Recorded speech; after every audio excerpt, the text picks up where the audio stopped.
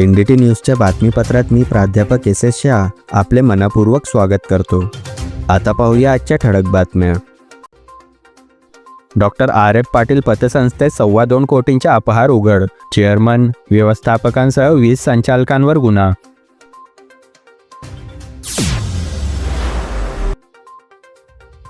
शहादा येथील अमन कॉलनीतील नागरिक मूलभूत सुविधांपासून वंचित, गटार व रस्त्यांसाठी नगराध्यक्षांना निवेदन।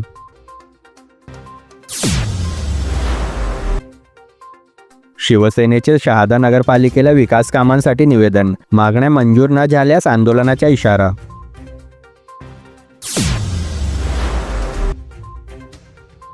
नंदुरबार धुळे जिल्ह्यात गुटखा तस्करीचा उच्छाद, सीमावर्ती मार्गांवरून लाखोंचा अवैध पुरवठा।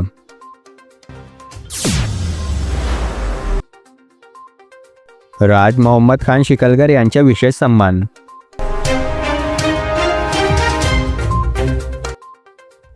आता सविस्तर बातम्या।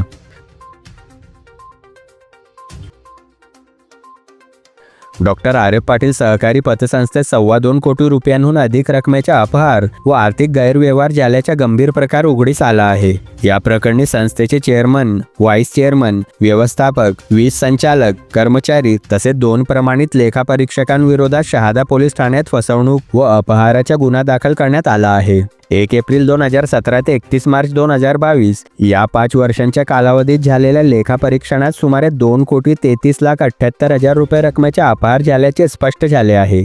तपासात नियमबाह्य कर्ज वाटप, चुकीच्या आर्थिक नोंदी, थकीत कर्जाची रक्कम वसूल न करता ती हिशोबात समाविष्ट करणे तसेच रोख व्यवहारात मोठी तफावत आढळून आल्याचे समोर आले आहे। सहकारी संस्था लेखापरीक्षक चंपालाल खेत्या पावरा यांनी दिलेल्या फिर्यादीवरून संबंधितांविरोधात गुन्हा दाखल करण्यात आला असून या प्रकरणाचा तपास सहाय्यक पोलीस निरीक्षक प्रवीण सोनवणे करीत आहे।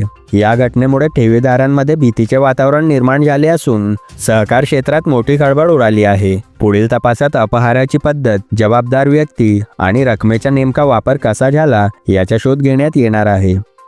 NDT न्यूजसाठी राजू मंसूरी, शहादा।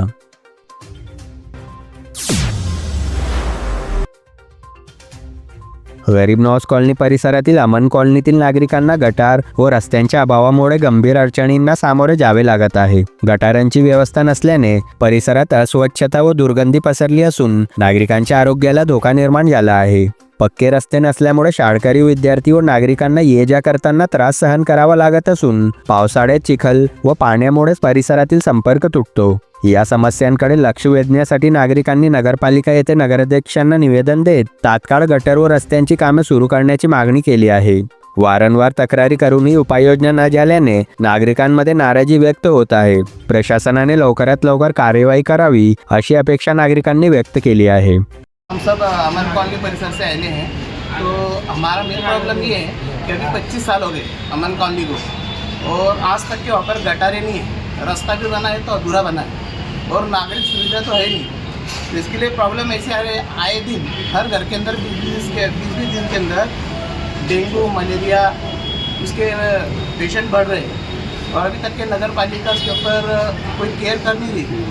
उसके अंदर हमारे जो फारूक भाई है ये परेशान हो चुके हैं और जो गटरों का जो पानी है और गंदा पानी है अभी उन लोगों के घरों में घुस रहा है। तो हमने क्या करना, इसके लिए हम सब लोग अमन कॉलोनी परिसर के हम सब आए यहाँ पर CO सर को और माननीय नगर अध्यक्ष को निवेदन दिया कि भाई जल्द से जल्द ये काम करें और हमारे को नागरिक सुविधा मिले।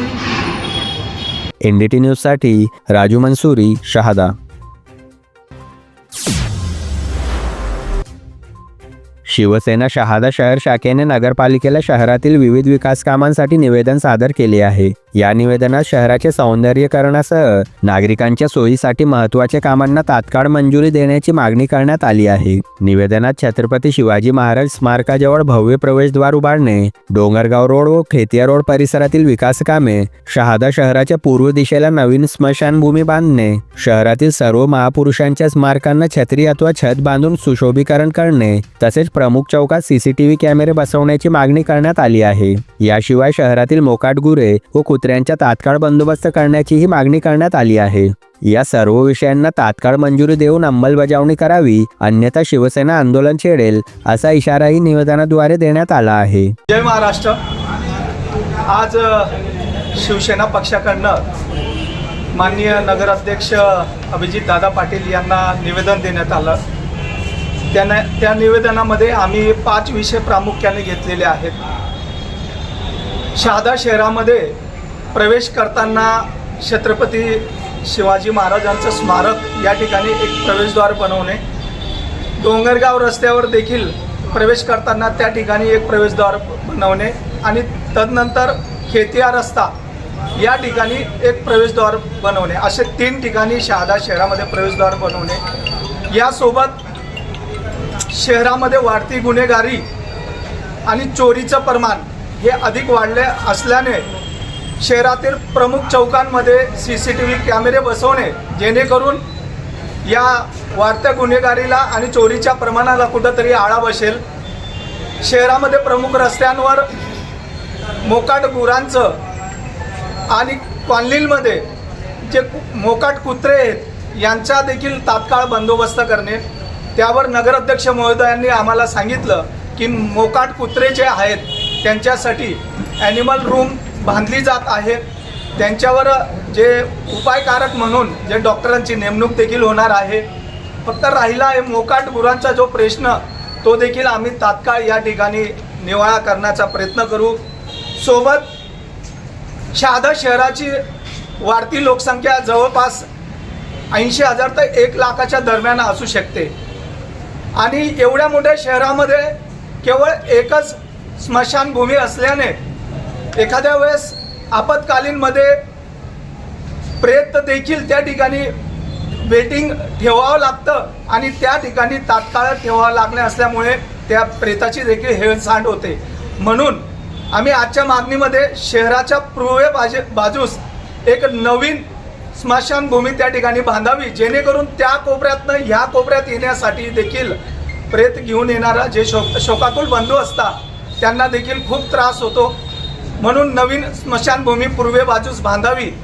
सोबत शहादा शहरामध्ये जेवढेही स्मारक आहेत महापुरुषांचे, त्या महापुरुषांच्या डोक्यावरती छत किंवा छत्री त्या ठिकाणी लावावी आणि त्यांचं सुशोभीकरण अधिक गतीने वाढवावं, अशा आम्ही 5 मागणी नगराध्यक्ष महोदयांजवळ केलेल्या आहेत.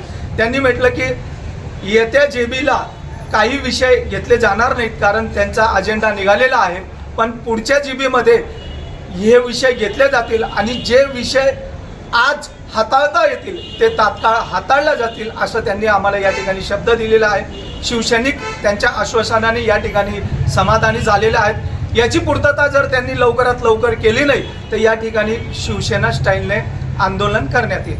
NDT न्यूजसाठी राजू मंसुरी, शहादा.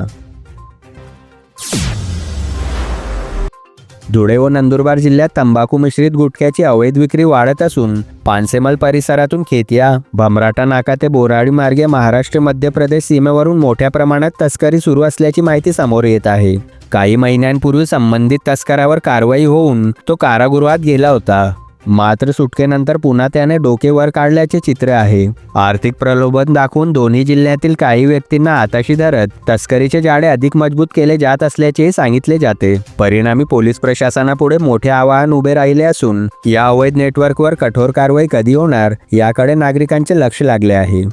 NDT न्यूजसाठी राजू मंसुरी, शहादा.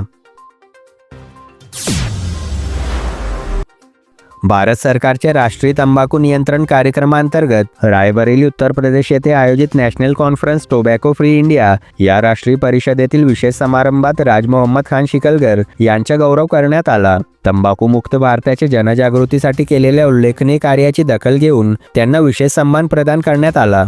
या कार्यक्रमात जागतिक आरोग्य संघटनेचे अधिकारी, राष्ट्रीय तंबाखू नियंत्रण कार्यक्रमचे वरिष्ठ अधिकारी तसेच उत्तर प्रदेश सरकारचे अधिकारी प्रमुख उपस्थित होते. या गौरवामुळे तंबाखू नियंत्रण व जनजागृती चळवळीला अधिक बळ मिळणार असून तंबाखू मुक्त भारताच्या दिशेने टाकलेले हे महत्त्वाचे पाऊल असल्याचे मानले जात आहे. Bureau report, NDT news.